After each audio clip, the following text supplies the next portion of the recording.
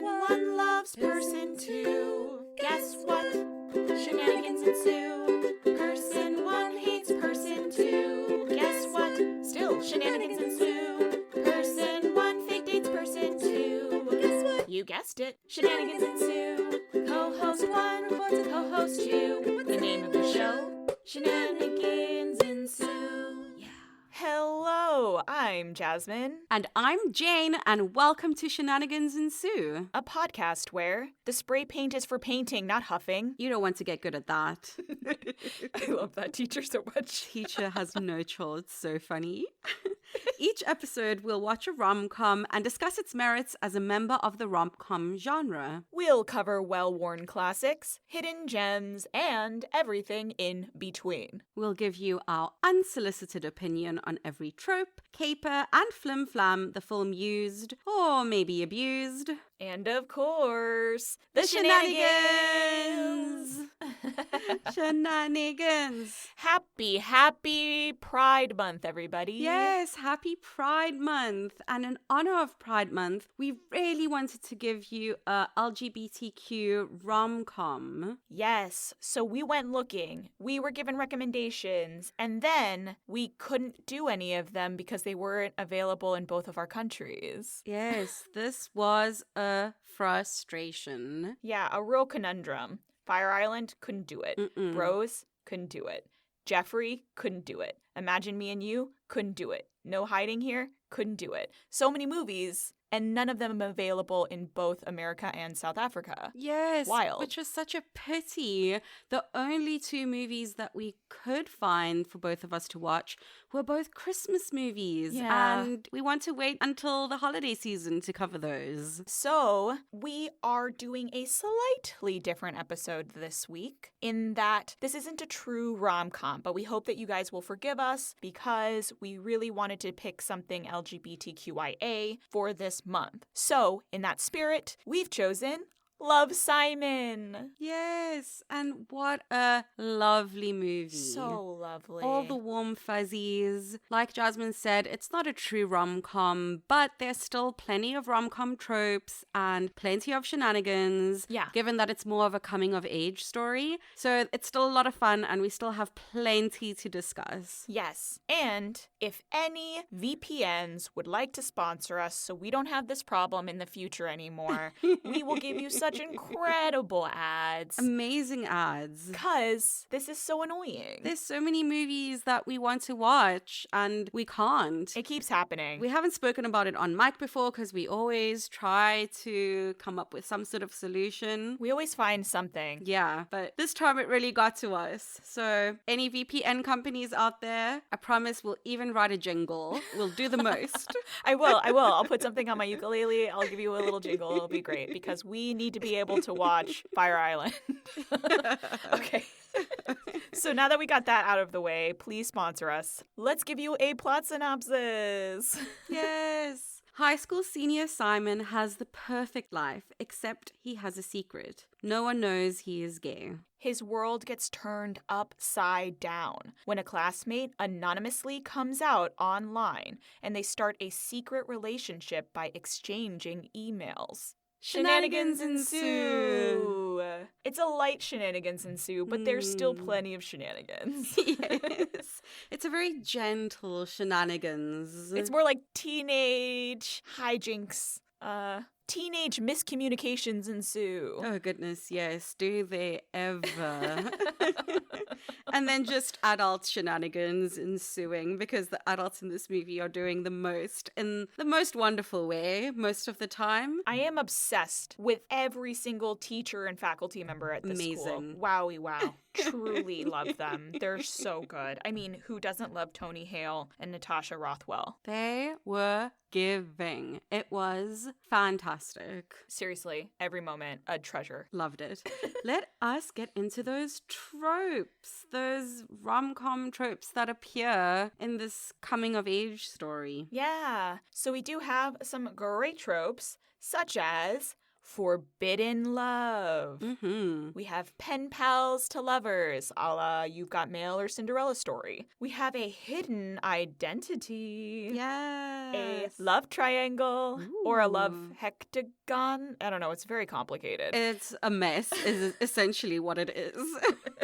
It's a love spiral. It's a love web. Something. We've also got a slow burn. Honestly, kind of a couple of grand romantic gestures, one of them failing spectacularly, causing the final act of the film. Mm-hmm. We also have a grand romantic public written declaration. Yep. Finally, I felt like this was a trope and we couldn't find a name for it, so we're calling it the meet me at the thing at the time. It's most definitely a trope. The most well-known one being the classic meet me at the Brooklyn Bridge thing. And it's totally a trope. Totally. Since we couldn't find a name to it, we fully Googled. We got to coin it. Yeah. Meet me at the thing at the time. Yes. So, first off, what a darn cute movie this is. It's adorable and executed so well. I've seen plenty of coming-of-age stories, and a lot of them are fine. They're always very dramatic. This one was so fun. Yeah. And what I really liked about this one as well is that the high school students felt like high school students. Yeah. Sometimes with these coming of age stories, the students can feel like these talking heads for adults. Yeah. You know, and like come across as super pretentious and grown up in weird ways. They're still total goofballs and like trying to figure out where they fit. Like that's just what it needs to be. Yeah, and are messy AF. Messy, messy, messy, messy. Super messy.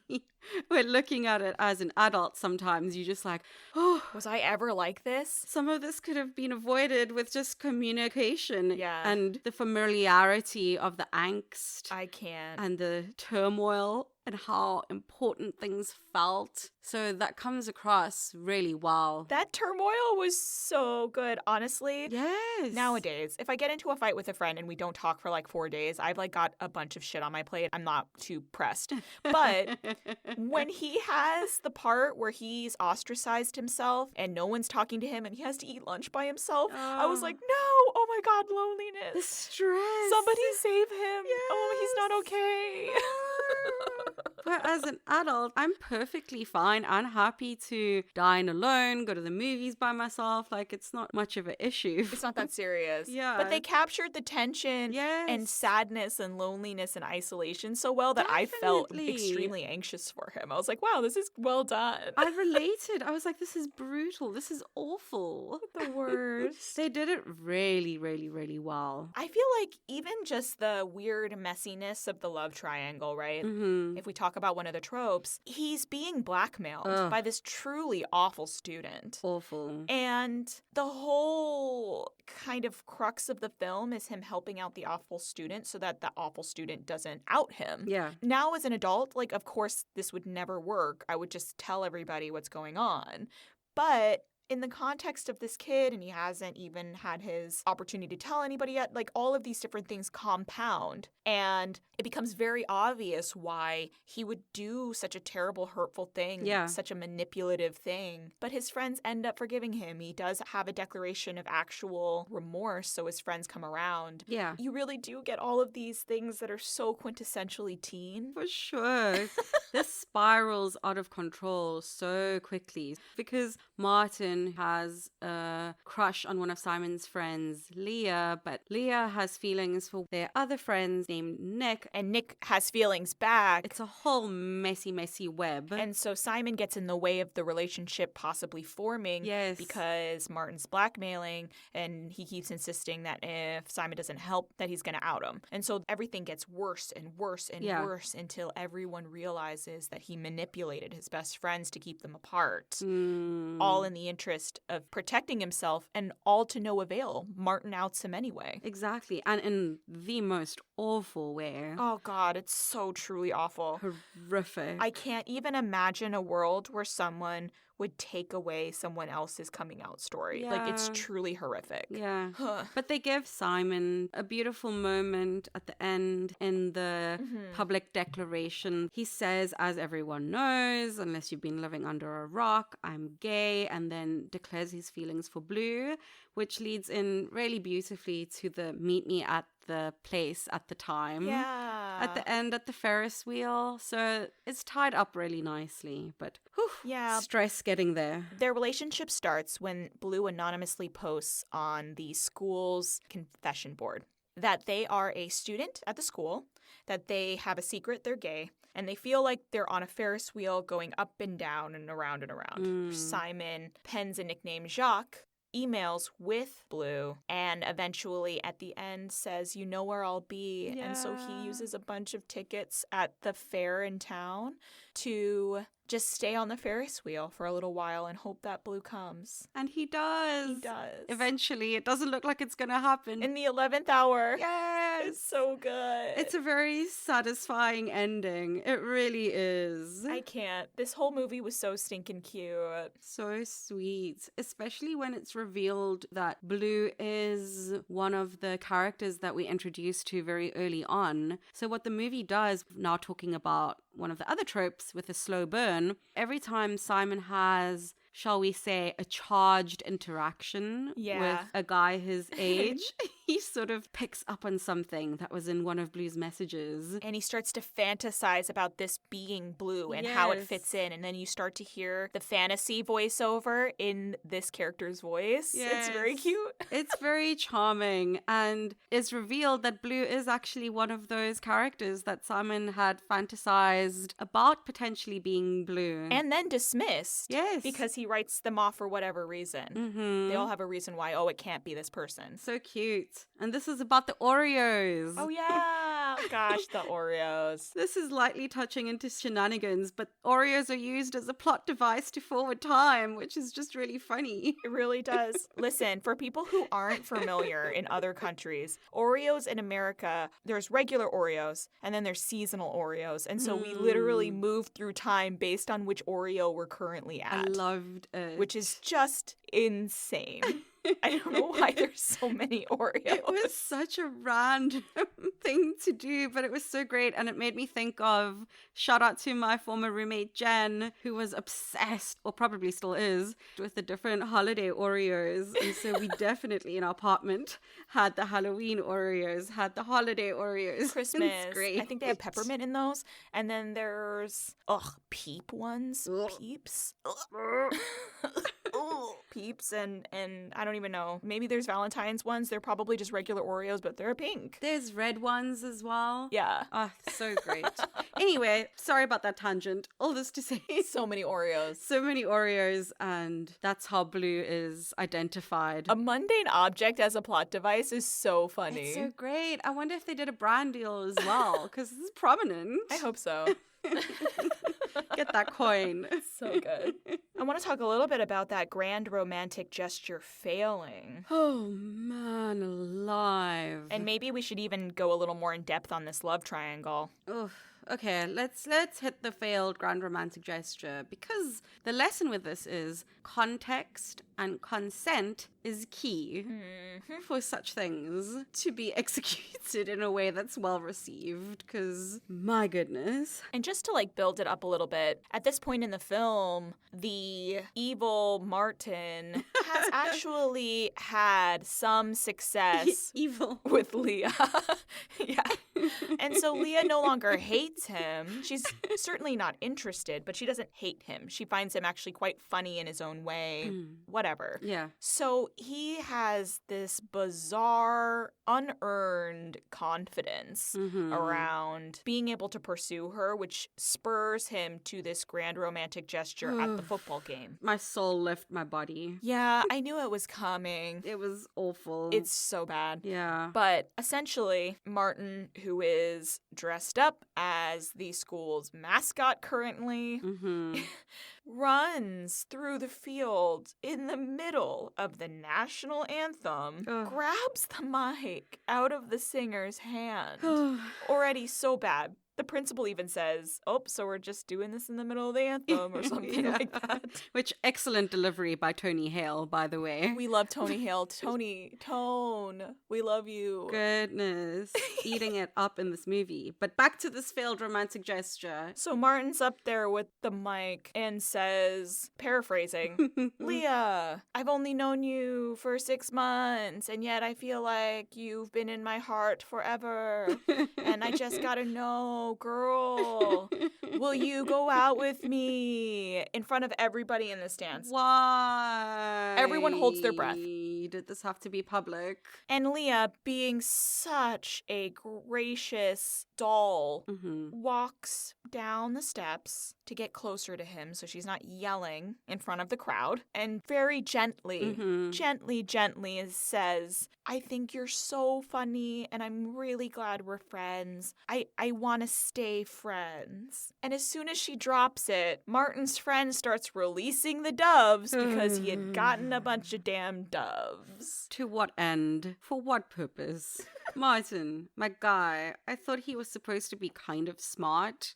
Maybe IQ and not EQ. Oh, yeah. And he runs off. He's very embarrassed. The students at the school do what students do, which is gossip and tease and make fun of him. He becomes a viral online sensation. Yeah. Until he decides to be a total dick. Yeah. And to get the attention of him, shares Simon's secret. Desperate, sociopathic attempt to get the pressure and attention off of him. He shares the email screenshots he took, outing Simon to the entire student body. It is truly awful. Honestly, like, such a psychotic, grotesque gesture. You cannot ever come back from that. Like, he is literally just a trash person who deserves only bad things. Like, that's such a terrible thing to do to someone. It was truly horrific. Ugh. I would really like to shout out Logan Miller, who portrays Martin, because Logan, my guy, you did such an excellent job. Such a good job. I had to remember that this is a person portraying this character, and that you're not like this, that this is not who you are. It didn't feel like an evil villain twirling his mustache. No, he felt like a real embodied student. You know, he apologizes uselessly at the end, but he does come across as remorseful. It comes across as all of these things were done out of desperation, that he really is socially inept and misguided and wanting to fit in, you know, which we can all relate to, but like, oh god, what a horrific thing to have to like act through. Very impressively done, very believable, felt like a real person, and it was like very traumatic. And I really despised him, so props. Truly despised him, which is so hard to do and not have it be like a comical James Bond villain situation. Definitely. I guess, you know, that's a majority of the tropes right now because it isn't a true rom-com. So I'm happy to mosey on over to the shenanigans. Mosey on up. So many shenanigans. Oh, goodness. Shall we start with the WTF is going on with Cabaret being the high school play? Yeah. What the what? I wrote, why are they doing Cabaret? How will this work? They're children. Are they cutting two ladies? What's happening? Who approved this? How did this get past the board? Did anyone read the script? I don't know. What is going on? Between your women being nightclub dancers and sex workers in Nazi Germany, and the men who frequent the bar having Nazi armbands, like, how did you think? Why did you choose this? Oh no. Oh goodness. I mean, I remember my high school drama teacher, because a lot of the students were asking if we could do Grease, and my high school drama teacher was like, absolutely not. I will never do that play with high school students. It's just, no. It's not appropriate. It's not appropriate. We do it with high school students all the time, but it's so sketch. Yes. And Cabaret's so much worse. Exactly, that's what I was going to say. Grease seems like la la la la la compared to the subject matter of Cabaret. I cannot believe they approved this. But then you look at the drama teacher and it's like, this kind of makes more sense. Mrs. Albright, played by Natasha Rothwell. We love you. You're incredible. She's so funny. Amazing. She's so good. She was chewing all that scenery. Mhm. Every single moment she was on that screen, she's stealing the show. Making a meal out of it. You better work. And we love to see it. Can I just say, I know I'm like going off topic a little bit, but Mrs. Albright, with her incredible takedown of the shitty jocks at the end, was literally poetry. This woman. Iconic. So to give some context, two shitty boys in the school decide to come into the cafeteria dressed as Simon and Ethan, who is the only out gay kid at the time, and they come dressed as these two boys, and they are just being really gross and horrific. Yeah, it was just miming a bunch of stuff about them being together since no one else has come out yet. It's just grotesque what they do. It's awful. Ugh. One of them is in a wig because Yeah. Ethan has long hair. They're hair humping each other. Simon goes to shut it down. Yes, I forgot about that. And before he can even do it, Miss Albright shows up and says, I got it from here. And she rips them a new one. She rips them so hard. The students say to her, you can't talk to us like that. She just responds, oh yeah, because I did. I just did. She's like, you're going to grow up and yes. realize this was a mistake as you grow into the mediocre, useless people that you're meant to become. And I was like, oh my God. It's savage. I have never seen a takedown so... I don't even have the words for this takedown, but they are ripped to shreds. They'll never recover. No. And honestly, they deserved it. Mm-hmm. And then she sends them to the principal's office. And the principal, played by the illustrious Tony Hale, is a shenanigan of himself.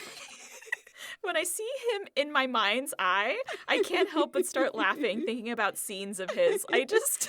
Because it's so good. He's so great. Speaking of like when these boys are in the principal's office and Tony is saying, now apologize to Simon and his boyfriend Ethan or something to that effect. Mm-hmm. And they both say, no, we're not together. Tony Hale's character is like, oh yeah, keeping it casual. I can dig. So good. I wrote it down all over the place, like the TMI principal talking about dates he's going to go on with students and then following up with how bad the date went. Get out of here. This is so funny. TMI. And then he tells Simon, oh, I see a lot of me in you. And Simon's like, I don't think you know what you're saying. And then when Simon is horrifically outed the next day, Hale has a pride pin on his lapel, which is so sweet. He put on a little pride flag on his lapel. He doesn't say anything to Simon. He doesn't make it worse. He just has it and is like, hello, good morning. It's very cute. The teachers don't know what a healthy boundary is. Not at all. But they're very supportive. Very well-intentioned. That's fine. I would rather have that kind of teacher than one that's apathetic, you know? Yeah, one that's checked out. I cannot. And then I guess we would be remiss in not also mentioning the other adults with a significant place in this film. Mm-hmm. Simon's parents. Oh, so cute. Honestly, they're so adorable. And I feel like they executed the, quote, cool parents really well. Yeah. Because they are, quote, cool, but they also are kind of messy. And we see them as full human beings who have flaws and don't necessarily navigate everything smoothly. Yeah. And you know, people say the term cool parents, and I feel like often it gets really misconstrued as parents who are trying to be friends or parents that like facilitate children doing things that only adults are supposed to do, you know, things like that. But like Simon gets back from the Halloween party. He's totally wasted. Love this scene. Leah is dragging him in.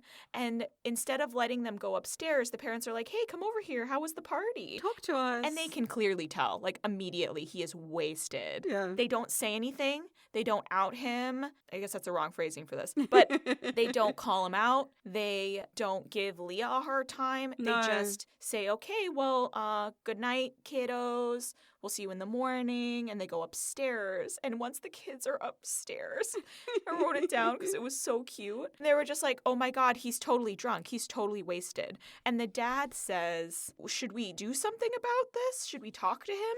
And the mom simply says, he didn't drive drunk. Yeah. And he's home before curfew.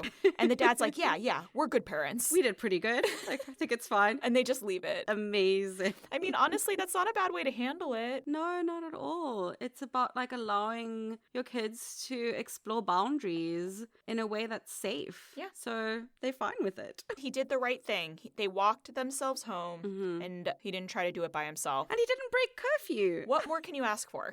Honestly. Oh, the parents are so sweet. The amount of times I wrote down, Dad, stop. Aw. Dad. But in a really fun way. In various tones. Yes.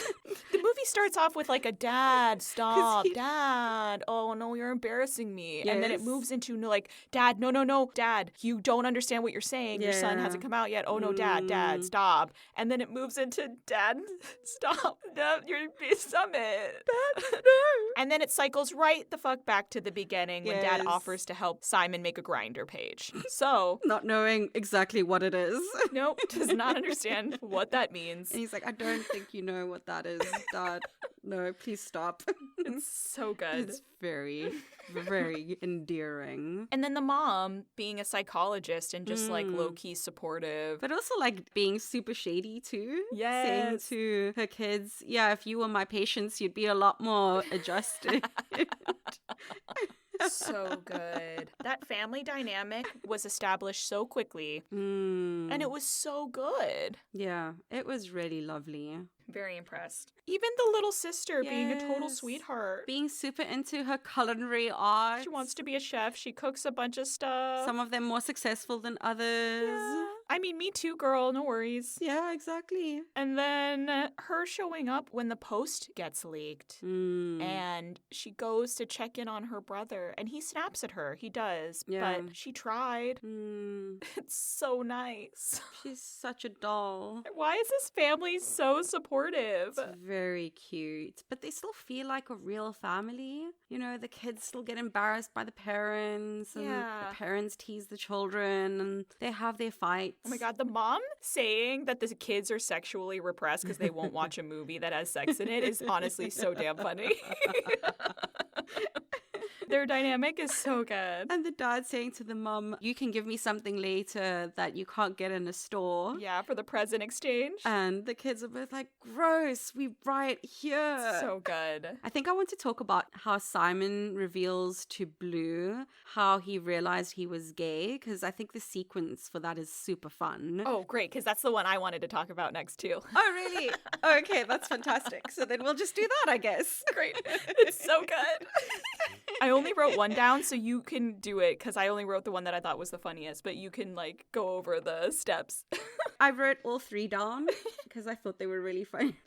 So he starts off by realizing his first awakening was he had a poster of Daniel Radcliffe Yes. in Harry Potter and felt something while looking at it. Yeah, that's the one that I wrote down. I thought so. Because it's the one dream about Daniel Radcliffe over and over again, and I wrote underneath it, "Me too, girl." 100%.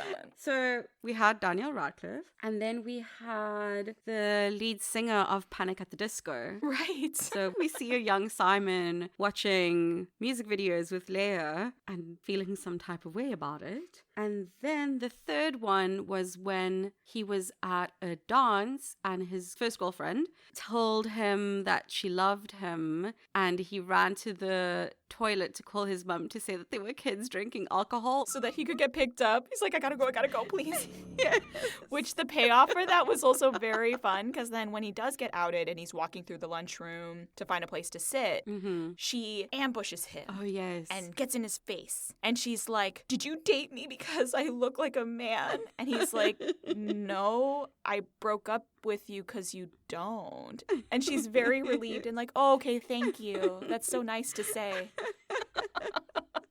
It was very quintessentially teenager, and So I really teen. appreciated it. It was fantastic. I'm glad they paid that off. Yeah, that was a good payoff. Yeah. So that was a super fun sequence. As was the sequence of Simon expressing to Blue one of the reasons he hasn't come out is that he feels it's really unfair and ridiculous that straight people don't have to come out, and it's something that gay people, quote, have to do. Honestly, fair. Yeah, agreed. And that leads into a very fun sequence of him imagining all his friends coming out to their parents as straight. It's very good. And how they respond. Abby's pretend dream sequence mom starts sobbing. It's so funny. It was great. Every single time we went over to a new kid from the friend group having to come at us straight, I was like, honestly, fair point. We make a lot of assumptions. True. And you have to correct people when their assumptions are wrong, Yeah. not necessarily the other way around. That sucks. It does. And Yeah. it's a privilege that some people don't realize that they even have. That's just so unfair. 16-year-olds are a hot mess of hormones already. It's already so difficult. They're so socially awkward. I put my foot in my mouth about 20 times a day when I was that age. Yeah. And now I have to have some sort of adult conversation with people in my life. Yeah. No way, dude. And you don't know how they're going to respond. Right? You don't know if they're going to perhaps reject you or hurt you on top of just having to do this in the first place. Yeah, I feel like they set us up so we knew his parents were only going to be supportive. Yeah. But plenty of people try to have this conversation and the result is violent. This is a dangerous, scary thing to do. Yeah. People in that situation where they don't know what the outcome's going to be are forced to either do the thing and live their life as truthfully as they can in that moment or face possibly terrible consequences. Yeah. And maybe they just keep hiding because the consequences are too scary. This is a terrible thing we make people go through. And that's on the one hand. And then on the other side of that spectrum is I don't know what a loss is in English, but just the having to go and do this with every single person that you know or who feels entitled to know about it. Just the burden of having to do that and managing people's emotions. It's such an exhausting thing to do as well. It's insane that the messenger needs to manage the emotions of the people being told when they're literally trying to just manage their own. What a ridiculous ask. Yeah.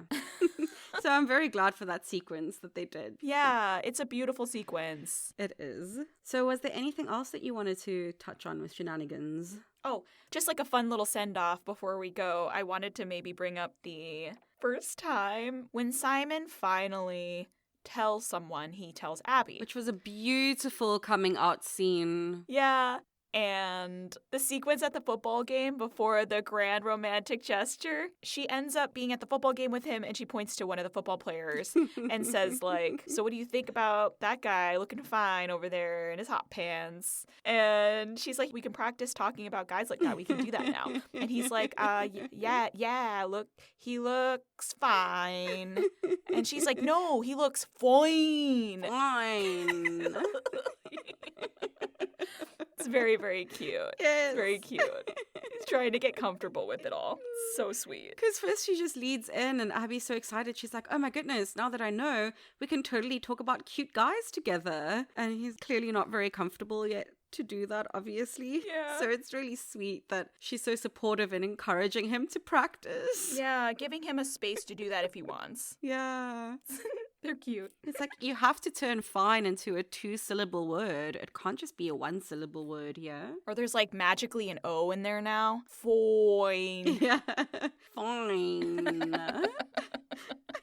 They're so cute. Yeah. Oh, and then one last little thing that I thought was so, so cute before we move on. Towards the early part of the film, we get a sequence where this is how we find out a couple of things, like the best friends, and we also find out that Nick has a crush on Abby because everyone carpools in Simon's car. They go to pick up coffee. Nick knows that Abby likes milk in hers, Yeah. so they've got their iced coffees, and there's 4 of them, and then they go to school. And at the end of the film, after Simon has found Blue, they go to the same coffee shop. We get the same aerial shot of the coffees being passed from the to-go window into the car, but now there's 5 coffees. Oh, it's and they so go pick up Blue too. sweet. So cute. I was like texting, I was like, 5 coffees, 5 coffees.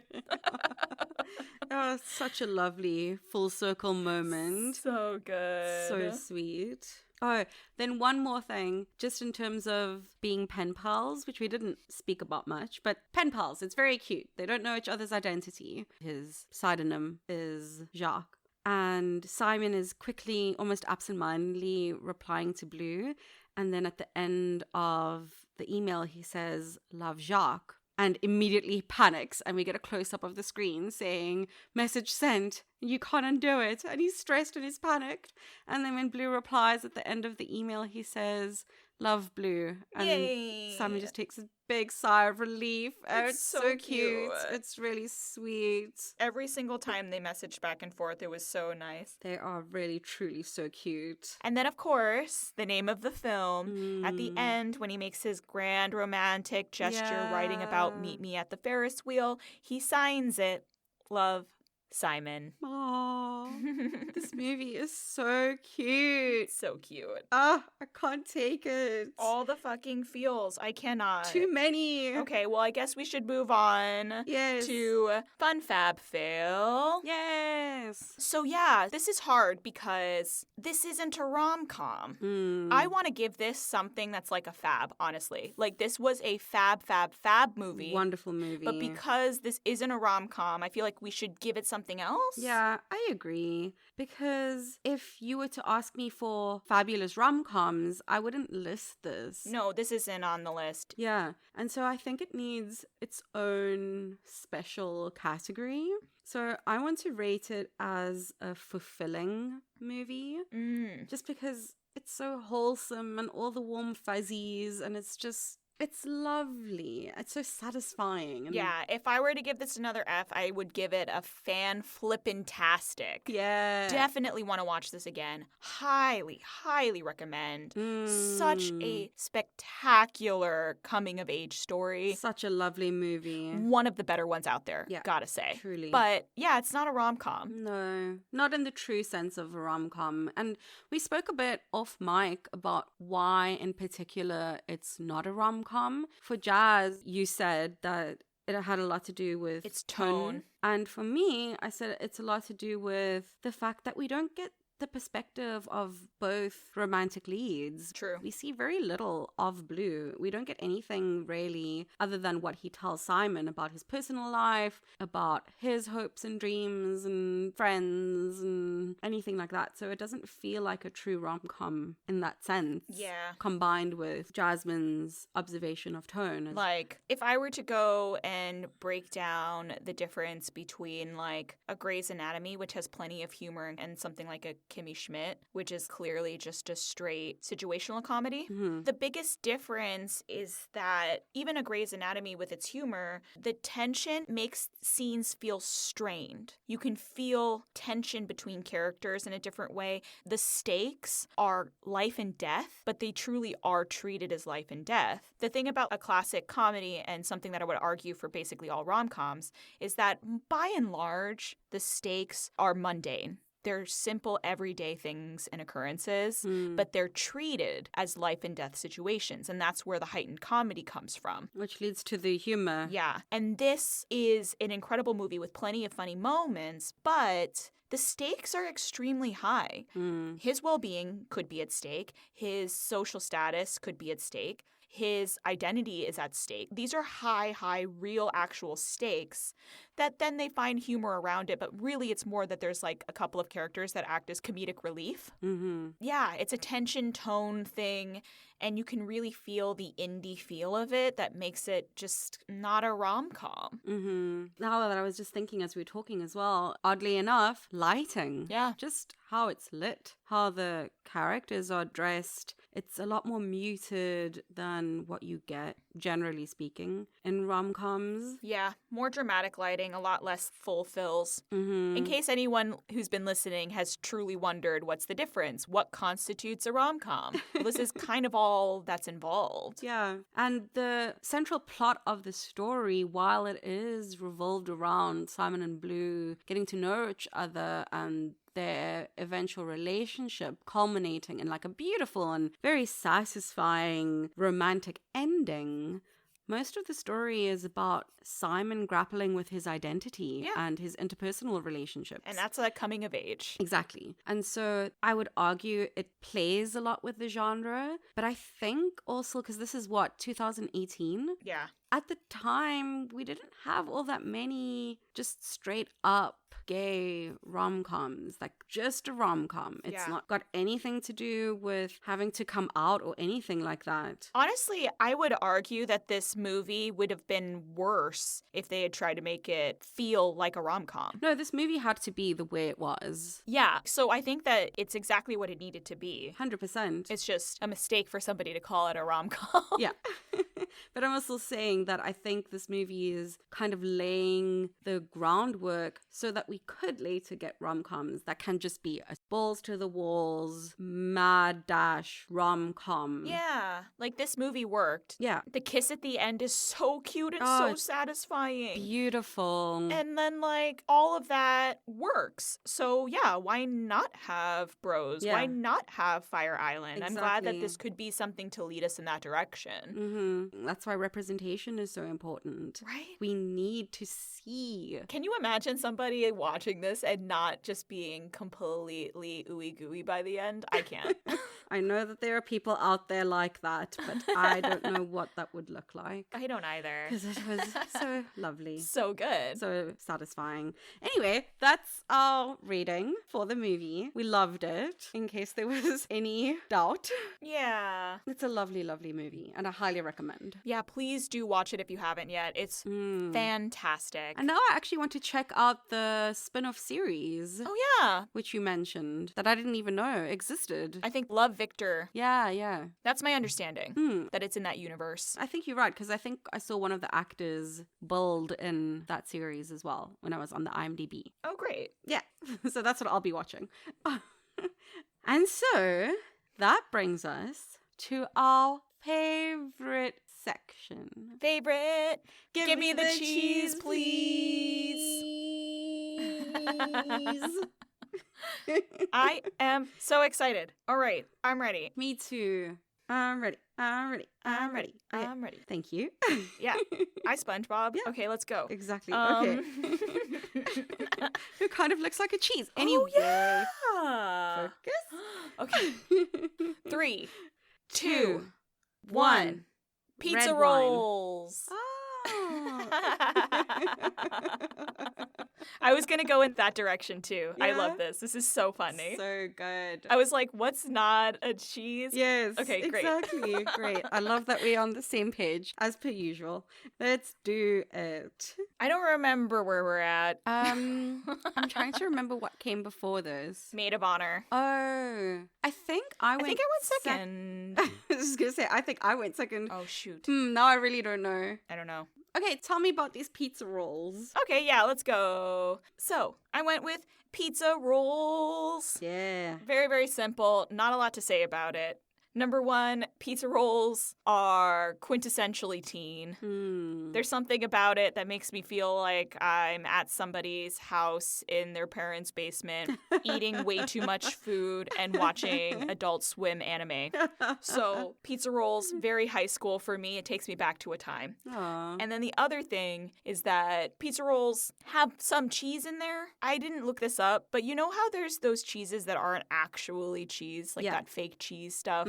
That's synthetic stuff. I have to imagine that this is a cheese-type product that they've put inside of the pizza rolls, not necessarily a true cheese. I was just trying to find something like that because this isn't a rom-com. So I wanted something like adjacent to cheese, not really a cheese. You get it. Yeah. So I get it. Of course. those two things, that gives me my very simple, very straightforward pizza rolls. Yeah. I have never had a pizza roll, but I also didn't grow up in America and didn't have access to one. They're not good. Or didn't seek out access when I was living there.